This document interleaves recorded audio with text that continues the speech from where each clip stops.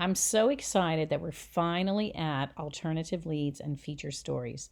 This is absolutely my favorite kind of story to write. It's really something that people remember, they enjoy.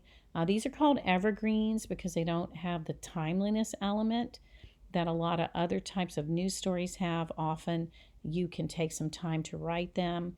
Usually, your editor or your producer will kind of save a special spot for them, and then you get to really present your story in a good way. Go ahead and read this, and we'll talk about it. Now, look at this. This is actually the lead of a feature story. And I wrote this one day. I was in the car and I was listening to a radio host interview this guy named Earl Bennett. And as I listened to the story, I thought, man, this is such a good feature story. I need to go back to my office and at least write the top. So that's what I did. Now, let's look at some of the ways that this is different from what we've done before. First of all, we did not delay ID this guy, right? We just flat out told you his name right at the beginning. The first paragraph is more than one sentence, and that's okay too. In fact, this whole thing is the lead, and look, it's 3 paragraphs long. Now, we don't know who Earl Bennett is. We don't know his hometown, right? We don't know what his job is. We just know he's in the hospital, right? Somebody gave him a New Testament. So it says he was thrilled with the palm-sized booklet and its wafer-thin pages. Now, we have not a lot of adjectives in here, but just enough to describe the booklet. In case a reader doesn't know, is not familiar with those little Bibles that sometimes people hand out on street corners, they can kind of fit in the palm of your hand. And the pages are really thin. Now, here's where it makes it a feature story. They were perfect for rolling joints. So I can almost hear the brakes screech in your mind because, wait a minute, that's not what you're supposed to do with a little Bible, right? But that's what he was doing. And that's what I love about feature stories. There's something in the story that's not the way it's supposed to be. And this is absolutely not the way it's supposed to be, right? So it kind of gets your attention to make you find out what in the world is he doing, right?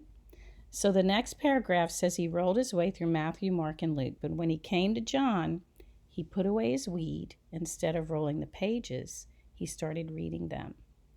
Now, there's a lot we still don't know, but this has gotten us to the point now where we would read the next paragraph, which I'll show you in a minute what that paragraph will be. So let's look at how to organize an alternative story. I call it that sometimes. It's a feature story because it has an alternative lead. So as you can see, we don't cram the 5 W's and the H into the lead the way we did in an inverted pyramid story. And we don't have the most important information first, right? In fact, there's some stuff left out that we don't know.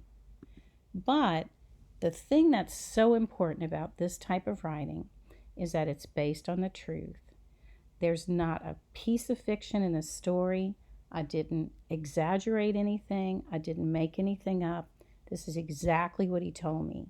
And that's the key to a feature story. You cannot have anything that's not true in the story. It's really based on the merit of the story. And so, again, the character that you have has a lot to do with how good your story is going to be. But if you do a good job writing, that's going to go a long way. Vivid characters. You want to introduce your character to your reader. Introduce your character. Help us to see what the character does, to learn what the character thinks, right? By the way that we write it, and I'll show you some tricks along the way, it keeps our reader intrigued. It keeps people moving through the story. So you can be creative here. You can be conversational. You can use contractions. Sometimes you can address your reader, and we'll go over that later. And you can even use present tense verbs of attribution are a lot of those conversational things that you can do. The big thing here is you're telling a story. And I would imagine that you and your classmates are probably the storytellers in your friend group. So you're really good at that. And you tell true stories, about the time you had a flat and had to run across the interstate, right? You're good at doing that. And so that's why you're actually in this class. That's why you're doing what you're doing. Now, how we organize this story is going to be different from what we've done so far. In fact, it's kind of shaped like the letter I. So we're going to spend time in detail as we go through the week looking at these parts of the story. So the top is the lead. And again, you can have a 1-sentence lead, you can have a 3-sentence lead, you can have a 1-line lead. They're going to be different. It really depends on the story is going to provide you with a lead, and that's key. Then we have a definite middle, and then we have a definite end. So we'll explore these different pieces of the story so that you feel confident when you write.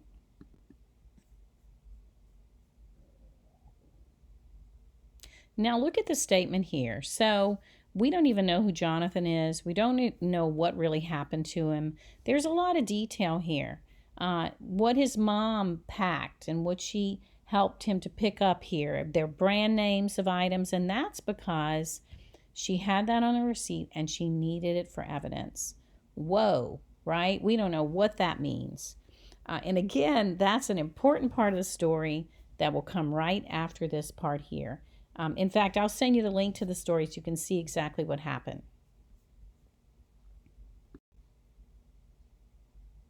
Now, here's what's missing from Earl Bennett and from Jonathan's story, and that's called the nut graph. The nut graph is the bridge from the alternative lead to the middle of the story. So it delivers a promise of the story's content and message. So it's kind of like, you may have wondered why we invited you to this party section. Why are we reading about Earl Bennett? All that's cool at the top, but what's the story about? What kind of evidence did Jonathan's mom need?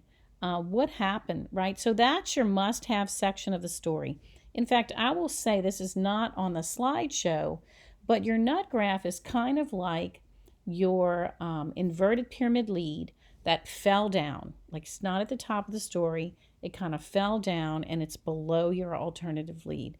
That's where we have those W's and H's answered, somewhat, at least begin to be answered in that nut graph. That's a must-have section of your story. It doesn't matter how long or short your feature story is. So what we're going to do for our first assignment is we're going to write brights. So I'm going to talk a little bit about those and show you some examples. So brights are short stories that have surprise endings, right? Sometimes they begin with a straight news sounding lead. They might have an alternative lead. They might have a little twist to them. Again, we can use conversational language, but it's going to have a nut graph. I don't care if it's 3 paragraphs. So you have your alternative lead, your nut graph, and whatever third paragraph that you would have there. Now, I did note here, you always want to be sensitive to the misfortunes of others. Not all stories, some have funny pieces to them, but you need to use your judgment, right?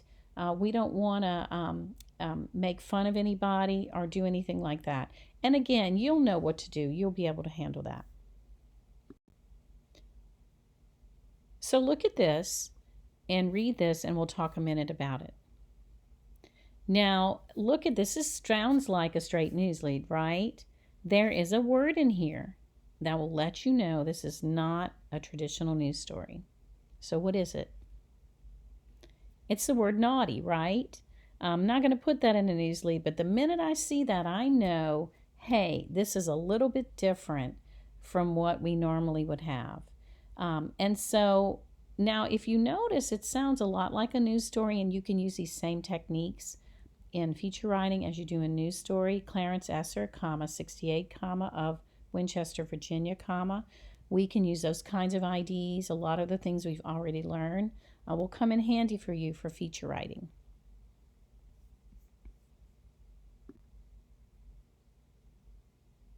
Now I want to show you a story that is written like a straight news story. So Deauville police arrested 2 men shortly before midnight Thursday on suspicion of robbing the manager of a pizzeria parlor at gunpoint. Okay, so police arrested these guys, right? They confronted the pizzeria manager and demanded he give them the bag he was carrying. He did so, and the suspects fled. So there's your story, right? Now I want to show you another way to write the story because there's something that changes this dynamic altogether. Now I'm going to take that same story and I'm going to write it as Bright and watch what happens. Here's the lead. 2 armed men robbed the owner of a Deauville pizzeria at gunpoint Tuesday night and took off with a bag full of dough, pizza dough. Now, that's way better. You should like that much better. We don't get to the pizza dough piece in our original story until way down at the bottom of the story. But honestly, that makes it a lot different. Now, the bag had 5 pounds of pizza dough, right? They thought it had the receipts, and he gave them what he had. They asked for it, and he gave it to them, right? And so that's the story. Again, nobody got hurt in this situation. If that had happened, we wouldn't even be writing a story like this. But it didn't. And so we can have a little bit of fun with that fact. And that's a Bright. It's not super conversational, but it's got that fun fact right in the top of the story. Here's one where we start with what somebody might say, right? Hello, ma'am, drop the gun, please. That's your alternative lead. See how short that is? New York's finest are getting a manners lesson from Mayor Rudolph Giuliani, who wants police officers to be a little more civil, professional, and courteous. That's my nut graph, right? So that's the top of the story, and that's what the story is about. So super short. Now, I might have a little bit more information after that, but I wanted to show you the top of that too. So let's look at your assignment. You're going to see a handout called the Bright's Fact Sets. And what I want you to do is write a Bright using each of the fact sets. So there's 2 on there. One of the stories is about a guy named Jesse James who robbed a bank. And then the other one is about a student who climbed up in a tree to show his school spirit. So what you're going to do here, you're going to do an alternative lead. Each one of those has opportunity to write an alternative lead. And then you'll have your nut graph, right? Now your endings, we haven't talked about that, but these are optional for Brights. Often you really would have to have some fiction or do something to create an ending, so sometimes the story just ends. So that's not something that you have to do in these stories.